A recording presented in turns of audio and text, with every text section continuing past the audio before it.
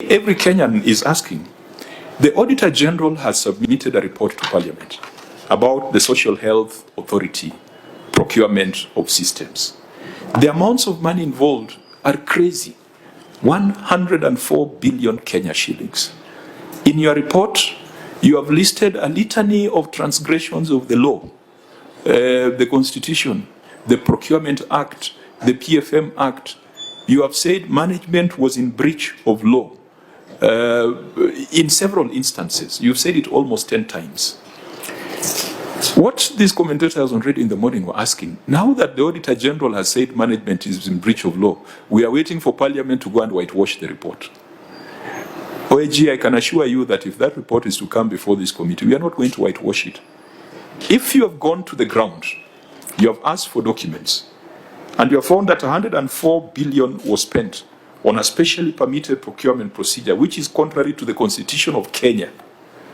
Do I need to get a governor to come and justify that the SHA was proper?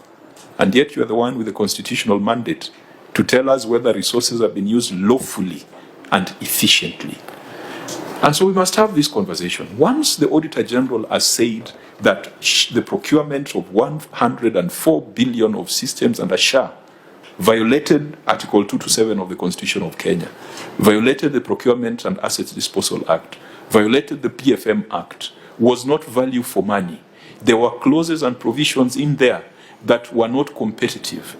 People were being locked in. There was a software as a service arrangement, which then does not confer ownership of the system to the citizens of Kenya. And you have said management is in breach of law. What else are we waiting for? Shouldn't we then be asking for administrative action, for people to be fired, for people to be investigated, for people to be arraigned in court? And those people are not just the people on the government of Kenya side, but including the system vendors. If there's a breach, then perhaps there are two parties to it. We cannot continue using a system that is clearly a proceed of crime. It appears that the only people for whom SHA is working are the ones who are getting these commissions, the 2.5% from my monthly contribution. You have told us that they have to be paid on a daily basis.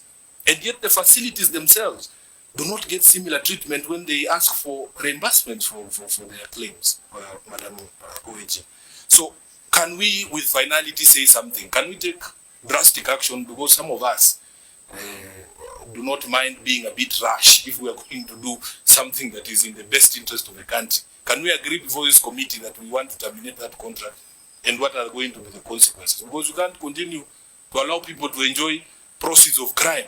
Let's just declare this SHA and SHIF a criminal enterprise, and we'll close it today. In every report that comes before you, where I pay attention to Article 296. So already I have concluded that there was no effectiveness or lawfulness in the use of public resources under those matters. Then I have the third section that now looks inward into the entity in terms of governance, in terms of risk management, in terms of the internal controls the Honourable Member is raising. And I also give a conclusion. And I said these matters have affected internal controls, or internal controls are not being followed. The governance structure has problems. There is no risk management. And hence, then we have all these issues happening under effectiveness and under the opinion matters, fiscal.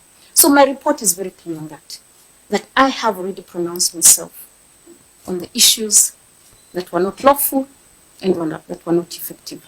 Our job would be to mete out punishment, to recommend administrative action, to recommend investigation and prosecution. The Auditor General has done the diagnosis. It is now time for Parliament to do the prescription. And that prescription is not about reopening the case, because it's the Auditor General that has done the case.